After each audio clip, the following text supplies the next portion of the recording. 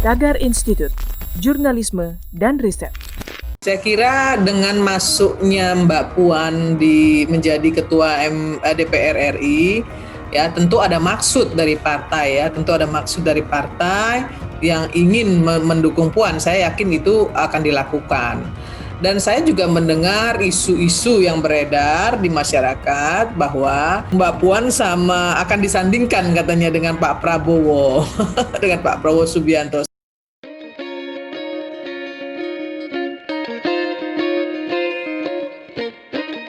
Halo Tagarians, para penonton Tagar TV dan juga pembaca Tagar ID, terima kasih tetap setia di YouTube channel Tagar TV. Hari ini kita mau bahas tentang pergerakan menuju Pilpres 2024. Ganjar Pranowo elektabilitasnya sering tinggi dalam banyak survei yang dilakukan lembaga independen. Sementara PDI Perjuangan seperti menyimpan ambisi tersembunyi, menggadang-gadang darah Soekarno, yaitu Puan Maharani. Biasanya menit terakhir PDIP ambil keputusan, seperti ketika PDIP akhirnya mengusung Jokowi dalam Pilpres 2014 karena desakan kuat dari rakyat. Bagaimana kira-kira dengan masa depan Ganjar Pranowo? Apa yang akan dilakukan jika PDI tidak mengusung Ganjar Pranowo akhirnya? Untuk membahas hal ini lebih lanjut, saya Kori Olivia saat ini sudah bersama dengan Irma Suryani Caniago, politisi nonaktif Nasdem. Halo Bu Irma, apa kabarnya Bu? Alhamdulillah, kabar baik Kori, kabar baik juga pemirsa Tagar ID. Selamat siang. Selamat siang. Bu Irma, ini Ganjar Pranowo dalam banyak survei, elektabilitasnya tinggi nih sebagai bakal calon presiden 2024. Ini bagaimana menurut Bu Irma? Ya, sebenarnya sih ya, sebagaimana pasal nomor undang-undang dulu kita bicara. Undang-undang nomor 39 tahun 1999 pasal 34 ayat 1 berbunyi setiap warga negara berhak untuk dipilih dan memilih dalam pemilihan umum berdasarkan persamaan hak melalui pemungutan suara yang berlangsung umum, bebas, rahasia, jujur, dan adil sesuai dengan ketentuan perundang-undangan yang berlaku. Nah, kita bicara dasar hukumnya dulu. Artinya siapapun ya penduduk Indonesia, masyarakat Indonesia berhak memilih dan dipilih. Itu intinya, Kori. Nah, tapi setinggi apapun elektabilitas tokoh, tetap tidak ada artinya tanpa dukungan partai politik ya. Kalau menurut Bu Irma sendiri, apakah PDIP akan mengusung Ganjar Pranowo dalam Pilpres 2024, Bu? Saya kira begini, saya kira dengan masuknya Mbak Puan menjadi ketua DPR RI, ya tentu ada maksud dari partai, yang ingin mendukung Puan. Saya yakin itu akan dilakukan.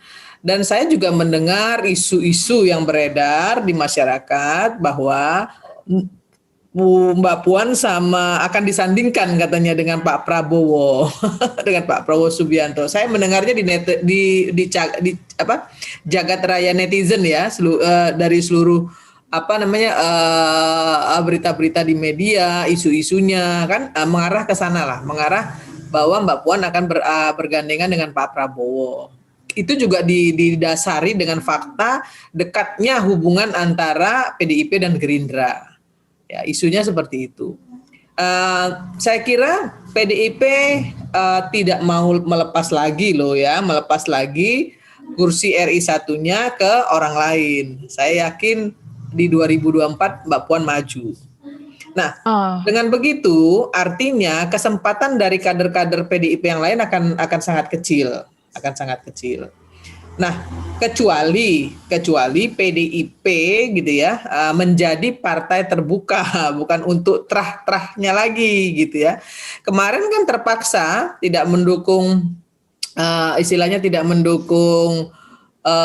darah daging Soekarno gitu, tidak mendukung Puan atau saudara-saudaranya yang lain karena memang elektabilitasnya nggak mencukupi, dan kalau dimajukan pasti kalah gitu. Nah, sekarang Mbak Puan sudah menjadi ketua DPR RI. Artinya elektabilitasnya tentu sudah mulai dikenal oleh publik ya. Kalau dulu kan baru kalangan menengah atas yang tahu dengan Puan Maharani, tapi yang kalangan menengah bawah di seluruh Indonesia itu belum begitu paham dengan Mbak Puan. Itu Kori. Tapi kalau menurut Bu Irma sendiri, apakah Mbak Puan pantas menjadi Presiden Indonesia?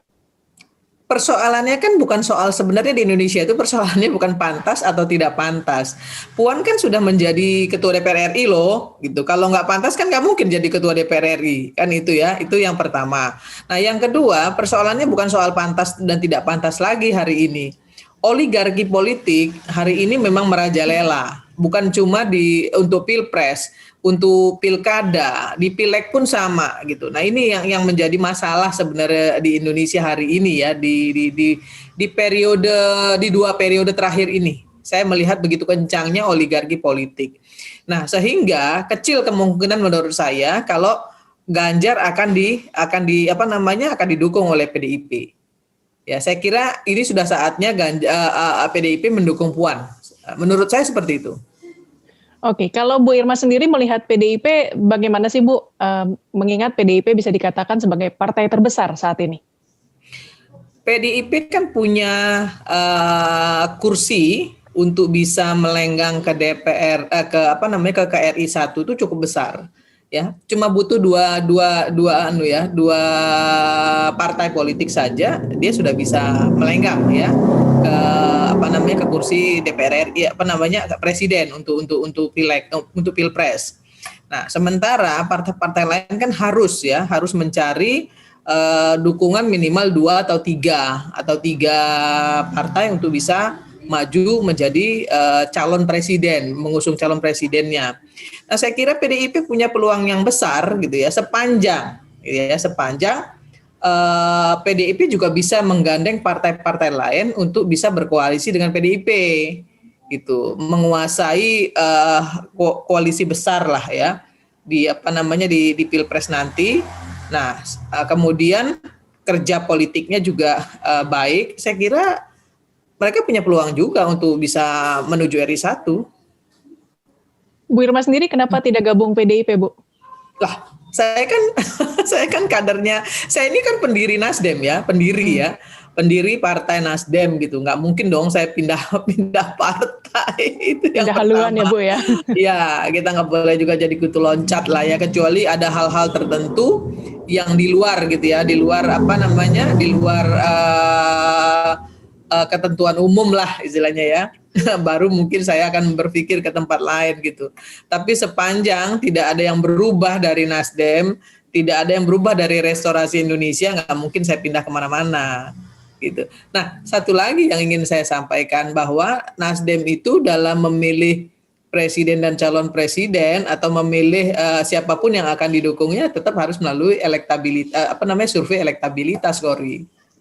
Nah, ini agak menyimpang sedikit, Bu. Apakah benar Nasdem tempat Bu Irma berkembang ini akan mengusung Anies Baswedan dalam Pilpres 2024, Bu? Masih jauh ya. Sebenarnya kan justru Nasdem itu sudah menyampaikan statement, Pak Surya Paloh sudah menyampaikan statement ke publik bahwa siapapun yang akan dipilih oleh Partai Nasdem untuk bisa didukung harus melalui konvensi, kan gitu. Tetapi berkaca dari pengalaman konvensi partai-partai politik sebelumnya, konvensi ini nggak akan selesai atau tidak akan berhasil kalau tidak berkoalisi dengan partai lain. Ya, kita lihat Demokrat waktu mengusulkan calonnya, tapi kemudian tidak mencukupi kursinya, kan akhirnya jebol, akhirnya nggak bisa dimanfaatkan. Gitu. Nah, berkaca dari situ, Nasdem juga nggak akan melakukan hal yang sama atau tidak akan jatuh di lubang yang sama 2 kali ya, seperti partai-partai lain yang melakukan konvensi. Maka yang pertama akan dilakukan oleh Partai Nasdem nanti 2 tahun yang akan datang adalah berkoalisi dulu, ya, menjajaki koalisi dulu untuk mendukung satu nama.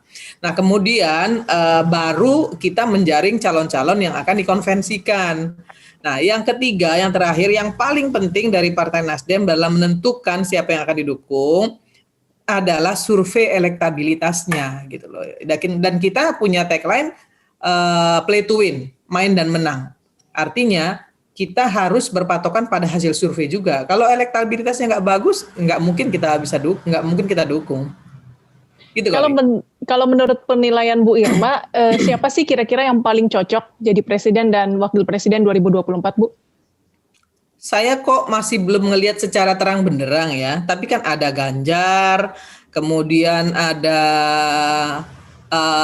Mbak Puan Maharani, ada Prabowo, kemudian ada Anies Baswedan, dan tentu ada yang baru nih yang saya lihat ya, yang menurut saya juga pantas untuk didukung itu Pak Erick Thohir. Pak Erick juga pantas ya didukung. Walaupun mungkin karena hari ini beliau tidak punya ambisi politik gitu ya, tapi kan semua kan tidak serba tidak apa namanya tidak pasti. Ya bisa saja kemudian beliau berubah pikiran gitu. Tapi sampai hari ini memang beliau belum menunjukkan keinginannya untuk menuju ke sana gitu.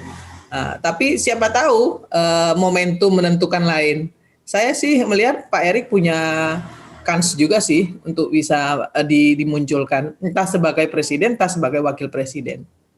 Bagaimana dengan sosok AHY dan Gatot Nurmantio, Bu?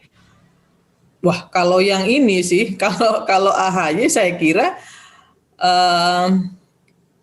apa ya masih terlalu muda ya masih terlalu muda dan saya lihat juga elektabilitasnya juga belum memungkinkan satu terlalu muda yang kedua elektabilitasnya belum memungkinkan gitu kalau untuk wakil presiden mungkin masih bisa lah ya karena dia punya partai politik kan itu untuk wakil presiden bargaining dengan partai lain saya kira masih bisa tapi sebagai presiden saya sih saya pribadi tidak yakin gitu ya. Kalau Gatot Nurmantio, Bu? Gatot Nurmantio, wah kalau saya Gatot Nurmantio pertanyaannya ada nggak sih partai politik yang mendukung beliau? Itu aja.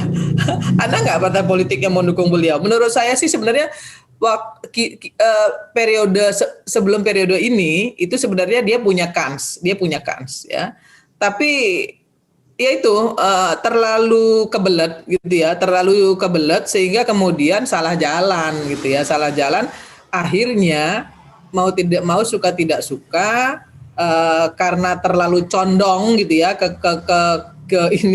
kanan-kananan gitu ya nah ya akhirnya kan membuat orang jadi nggak respect gitu sebenarnya itu menurut saya itu salah langkah harusnya nggak seperti itu gitu dan saya pribadi sih saya nggak kalau saya pribadi nggak ini ya tidak melihat ada yang cukup bagus untuk mendukung beliau sih. Melihat track recordnya akhir-akhir ini ya. Gitu. Baik, ini pertanyaan terakhir Bu, kembali ke Ganjar Pranowo. Kalau tidak didukung PDIP dalam Pilpres 2024, apakah menurut Bu Irma dia akan diambil partai lain? Saya kira kenapa tidak? Sepanjang elektabilitas Ganjar bagus, ya kenapa tidak? Saya kira banyak kok partai yang akan memberikan dukungan kepada Ganjar kalau memang itu elektabilitas beliau bagus, gitu ya. Dan tidak menutup kemungkinan juga misalnya Nasdem juga bisa mendukung Ganjar kalau elektabilitasnya memenuhi syarat gitu ya. Jadi isu yang mengatakan bahwa Nasdem itu akan mendukung Anies Baswedan itu isu tidak berdasar. Sebenarnya kenapa Nasdem dekat dengan Anies? Sebenarnya karena Anies itu menjadi deklarator Ormas Nasdem. Ya, dia adalah deklarator Ormas Nasdem dulu. Gitu ya. Jadi memang kita sebenarnya punya kedekatan emosional di restorasi Indonesianya gitu. Tapi kembali lagi Nasdem itu pertama yang dikedepankan adalah elektabilitas dulu, Kori.